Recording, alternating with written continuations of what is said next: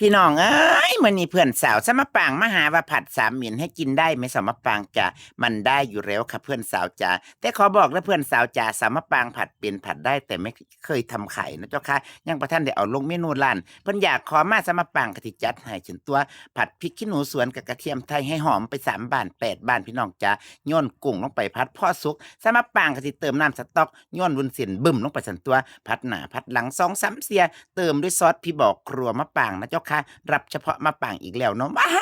ก็ฮักที่ของลับนะพี่น้องจ้าตบท้ายด้วยสามเหม็นจ้ามีอะไรบ้างสำหรับปางกะทิใส่ผักกระเฉดใส่ชะอมแล้วก็มีสตอด้วยนะเจ้าค่ะแต่วันนี้ไม่มีกระเทียมโทนดองน้ำผึ้งนะเจ้าค่ะถ้ากระสามเหม็นก็เอาละพี่น้องจ้าก็ใส่กระเทียมโทนลงไปมันก็จะเป็นซีเหม็นนั่นตัวเสร็จแล้วก็สาดเหล้าจีนเปิดแก๊สแห้งๆด้วยพี่น้องจ้าเมนูนี้อย่าผัดนานนะเจ้าค่ะเพราะกระเฉดกับสตอมันผัดนานไม่ได้จ้าเน้นผัดไฟแรงๆ2-3 ทีปื๊ดยกออกเลยเจ้าค่ะเรียบร้อยเจ้าค่ะผัดสามเหม็นครัวมะปางเจ้าค่ะ